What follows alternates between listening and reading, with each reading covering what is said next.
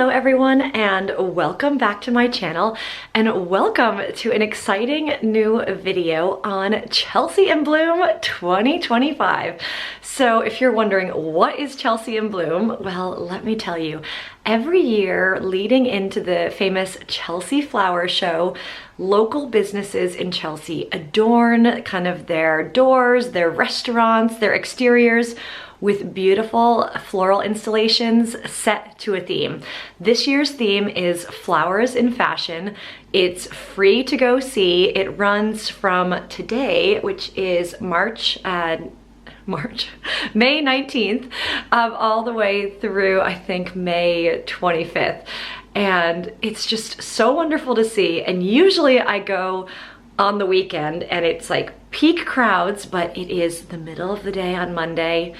I'm meeting a friend. We're gonna go check it out. So let's go see who we think did the most fabulous floral installations this year. I met my friend outside of the Sloane Square tube station. I think this is a really great starting point for Chelsea in Bloom.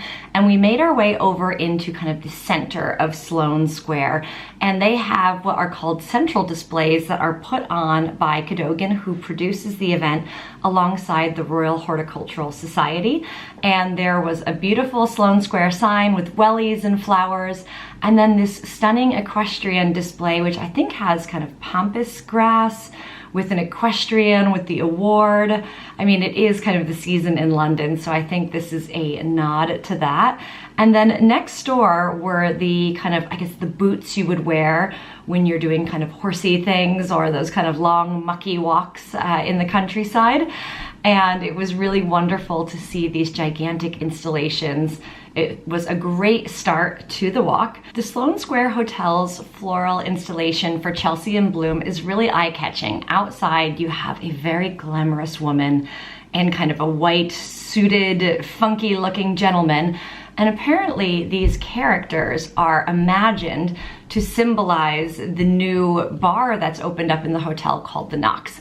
The bar is a Miami speakeasy style bar inspired by the 1970s and 1980s. So the red dress on show is apparently an homage to Michelle Pfeiffer's red dress in Scarface, while the gentleman is an homage to a Sonny Crockett white suit, which is apparently also the name of a drink at the bar. And on the day that we visited, they also had someone outside doing some magic tricks, and I was not gonna film him, but then when I told him I was filming this for YouTube, he goes, well, let me put on a show for you. So enjoy a little bit of his magic with his permission. Here we go. Okay. One for you to catch. Oh geez, catch? That's brilliant. I'm good, but I'm not that good. No, I was like, I'm not the magician. I got a reaction from her. We then turn the corner to go check out Rag & Bone, which they are known for their iconic denim, and their display pays tribute to where the business began, the pursuit of the perfect pair of jeans.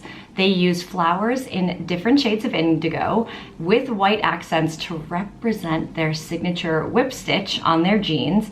And it's a floral homage to the quality, the craftsmanship, and the DNA of Rag & Bone. We continued down the road. I think this is a Sloane Ave. We're heading almost up towards Knightsbridge. And we turned the corner to see Oliver Peoples, which makes spectacles, so eyeglasses, and I think also sunglasses as well. And their design was inspired by England's traditional untamed landscape design. And apparently you can also stop into the store to pick up some free flowers. I wish I had read the description while we were there, but I was too busy taking video footage of the design in front of the store as well as the adjacent design, which was really wild and wonderful, and to have a great pun, super eye-catching. Now, it's worth noting, if you see an installation that you are really blown away by, you can also pop on the Chelsea in Bloom website, where there is actually a judging committee every year that goes through and awards the participating retailers, restaurants, shops, hotels, etc., with different distinctions of awards based on their floral arrangement. So if you thought one was really good and you want to see if the judges agree, or you want to read the full description of what inspired the installation, I've obviously summarized these quite a bit to not make this YouTube video like hours long.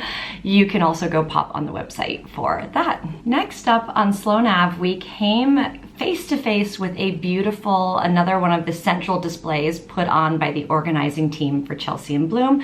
This one features a glamorous woman in a very beautiful dress and hat with her adorable white dog, and it really caught our eye just for the level of attention to detail and the lifelikeness of it. It was absolutely spectacular, so I hope you enjoy seeing this one as much as I did. Next up, we made our way further down Sloane Ave to the Cadogan Hotel, which is a Belmont property, and the installation for the hotel was inspired by one of the hotel's most renowned former patrons, none other than Oscar Wilde, and his iconic quote, "One should either be a work of art or wear a work of art." How fabulous. And the notable florist Paul Thomas Flowers made this installation, and they were drawing inspiration from the iconic jacket silhouette, and they wanted to also demonstrate a sensible approach to floristry with 2,000 plants used to create the installation, but they're also designed to be reused again after Chelsea in Bloom. After we did a bit of a U-turn and headed back down Sloane Ave in the direction of Sloane Square, and we stopped in front of the Beaverbrook Townhouse, which has a fabulous restaurant, the Fuji Grill, and as a result, the installation is a Japanese-inspired style fan on the outside of the restaurant, and it's apparently not called a fan in Japanese, and I'm sorry for probably butchering the name, but it's called sensu. And the idea is that the sensu embodies elegance, femininity, and quiet sophistication, and they wanted to convey this through their installation, and I think they did a fantastic job.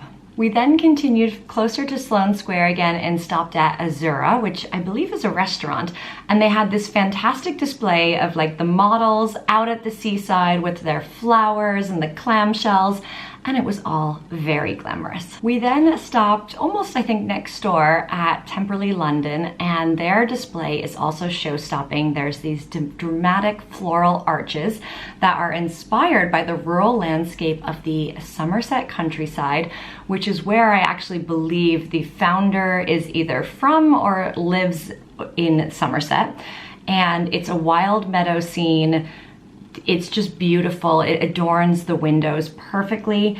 And apparently, if you do go inside, which sadly we didn't, you can enjoy a live garden installation with a signature bridal gown crafted entirely from dried flowers. We then stopped at Hackett, which is a menswear store, and they are a Chelsea in Bloom mainstay. They always bring something creative to the mix, and this year they transformed a gentleman's tie with blooms for the occasion, and it's a tribute to tradition, craftsmanship, and the art of dressing well. We then stopped at Cosmetics a la carte, which literally stopped us in our tracks with this beautiful floral display with all of the pops of pink, and the inspiration for this was an immersive floral installation that transforms the storefront into a dreamy dressing room.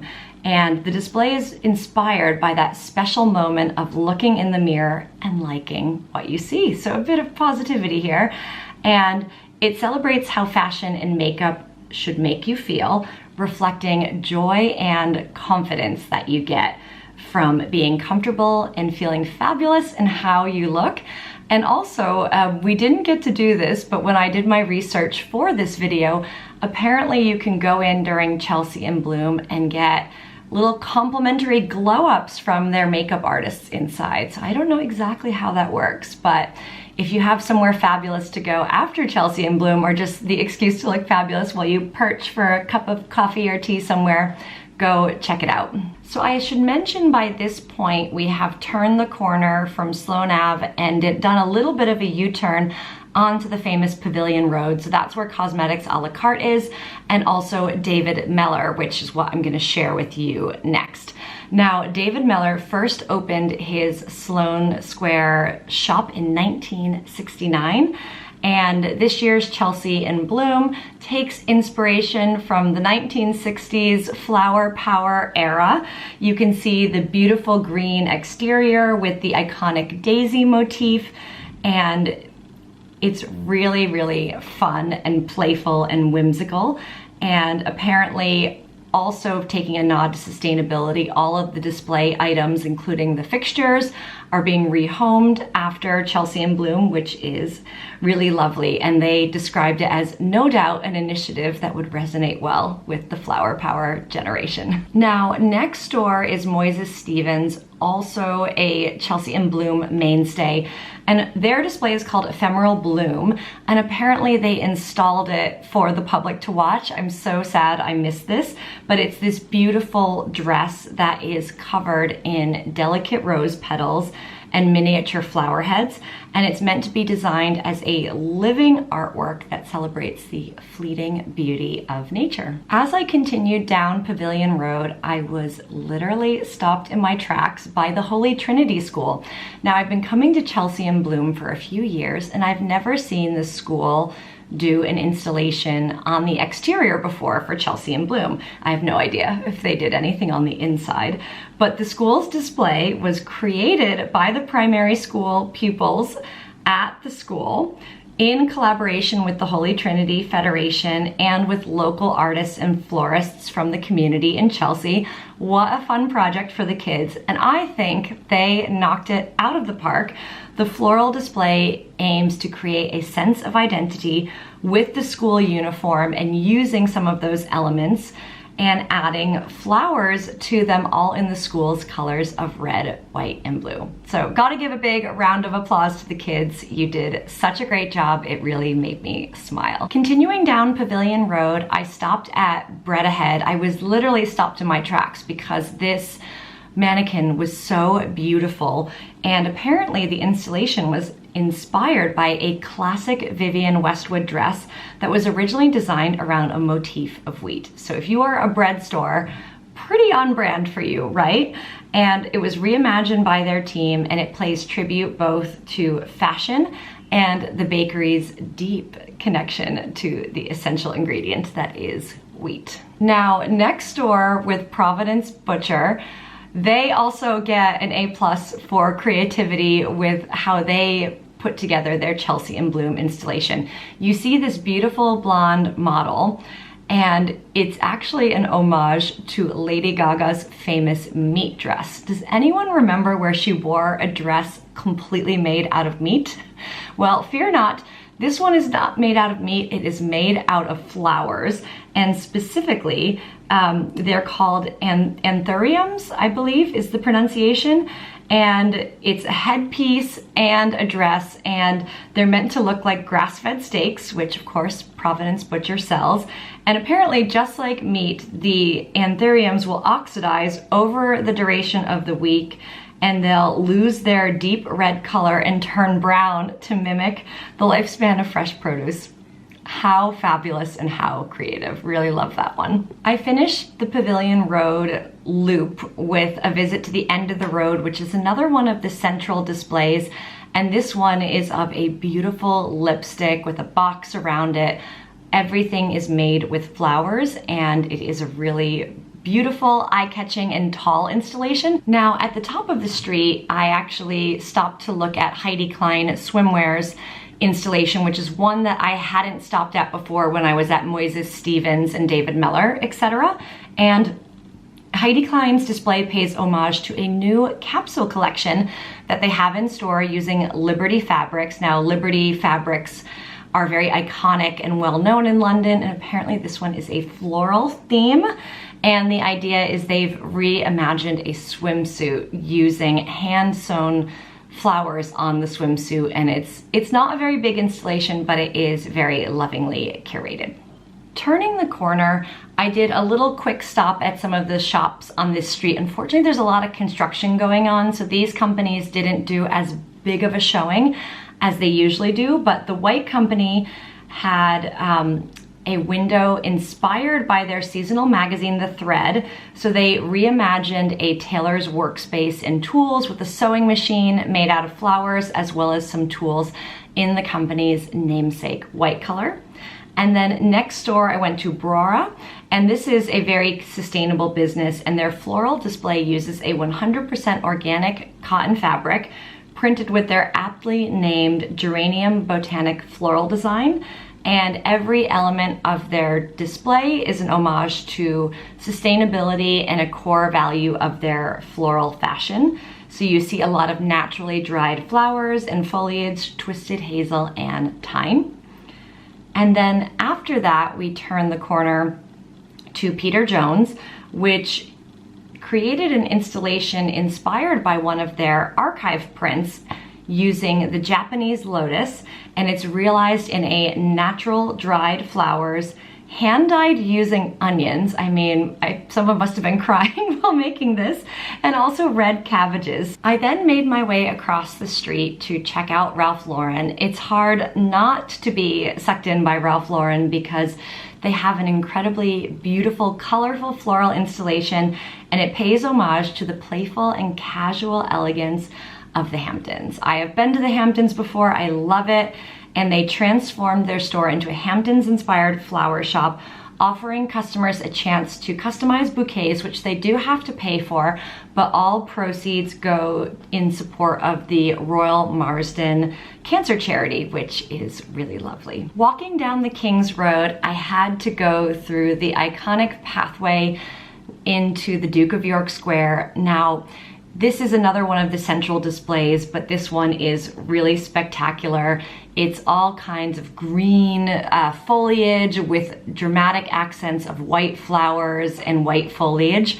And it just makes, it's very crowded, but it does make for such a beautiful experience to walk through. I then hopped back on the King's Road and was stopped in my tracks at Alice and Olivia. Now, Alice and Olivia is, I think it's their first time at Chelsea in Bloom, and their floral installation was this stunning springtime-inspired white gown worn by a couture-clad mannequin, and it's meant to be bold, feminine, and impossibly romantic. I must confess, I almost thought that this was a wedding dress when I looked at it, and the installation aims to transform the storefront into a fashion fairy tale, which it definitely did, and it blurs the line between fantasy and flora, and it brings the brand's storytelling spirit into full floral bloom. Just such a beautiful copy. I had to read it back to you because it really is just very romantic and whimsical, and definitely one to go see. Next was Penhaligon's, which has a very exciting collaboration for Chelsea in Bloom with Highgrove, which is the residence of King Charles and Camilla. And basically Penhaligon's Garden of Style is centered around the new fragrance, which is called Daphne Bouquet. It's in support of the King's Foundation. The scent is inspired by the Daphne flower, which blooms in a tranquil atmospheric part of the Highgrove Gardens known as the Stumpery. Now, the Stumpery doesn't sound very atmospheric, so I will take their word for it. And the design itself features an abundance of warm yellow, almost golden flowers that are found at Highgrove, and it's reflective of the vibrant yet elegant nature of the Daphne bouquet. I always love it when businesses take the Chelsea in Bloom installation and they tie it around a product or a collection or a partnership. It really showcases the many layers and many approaches that you can take to this wonderful annual event. We then proceeded to Duke of York Square, where we were stopped in our tracks by the most beautiful installation. So Duke of York Square is another place that does these central displays for Chelsea in Bloom. And this year's was an incredible, almost like raffia or wicker style handbag, which is very chic for the summer season, but it's adorned with like large disco balls, as well as these incredible floral blooms in different kind of pinky and I think white, off-white shades. It really is a showstopper, It's a very large installation and one that you cannot miss. We then popped across the street to H&M, which candidly was really hard to film just because of the crowds, but their display was inspired by a trip to Marrakesh, and they have created a display that complements their latest collection with a botanical catwalk show inspired by the vibrant aesthetics of Northern Africa. We then stopped at Farm Rio, which is another Chelsea in Bloom first, and their display offers a tropical twist on florals and an immersive journey into the rainforests. Next, we stopped at MZ Skin, who also always bring their A game for Chelsea in Bloom, and their inspiration was from the glitz and glamour of the Oscars. And the red carpet has been transformed into a vibrant floral runway. The centerpiece is this mannequin, and I didn't realize this at the time, but the bodice is apparently a product from the brand, which is the brand's Light Max Supercharged LED Mask 2.0. Next, we were stopped in our tracks once again by another central display, a huge showstopper, a punk rock installation, which I know is a nod and an homage to kind of different eras of Chelsea and also different genres of fashion, right? Because it is fashion and flowers. And I love this punk rock installation with the person's head, with the kind of eyeglasses, the multicolor mohawk. There's so many wonderful details in this installation. It is one you cannot miss when going to Chelsea in Bloom. We then stopped at La Maison, I think it's Neryad. I'm sorry if I'm mispronouncing that. And their display is an elegant ballerina, but it has a little backstory to it. It was actually in collaboration with the Opéra National de Paris. And the brand also has a limited edition opera collection available in store. Now this is a jewelry store. And the installation is a tribute not only to dance and design, but the enduring power of fashion to move, inspire, and enchant. Ooh la la. Next, we walked further down the King's Road and stopped at Pizza Express, who always do something clever around Chelsea in Bloom. And Pizza Express was inspired by the fashion of their employees, which I think is quite cute. And apparently the black and white stripes worn by the legendary Piazziolos, I think it is. Piazziolos, my Italian, let's see. The display features shirts made entirely from monochrome florals, leaf woven trousers, and moss crafted hats. And this year, as Chelsea in Bloom embraces a fashion theme, Pizza Express actually held its own fashion show with its exclusive Icon Collection clothing line, created in honor of its 60th birthday. I mean, Pizza Express, where was my invite? Seriously. So apparently you can get your hands on Pizza Express clothing. The more you know. We then stopped at Rabbit, which is a restaurant that always does an incredible Chelsea in Bloom installation. This year they featured a striking life-size rabbit dressed in haute couture, crafted from a stunning mix of dried and fresh flowers.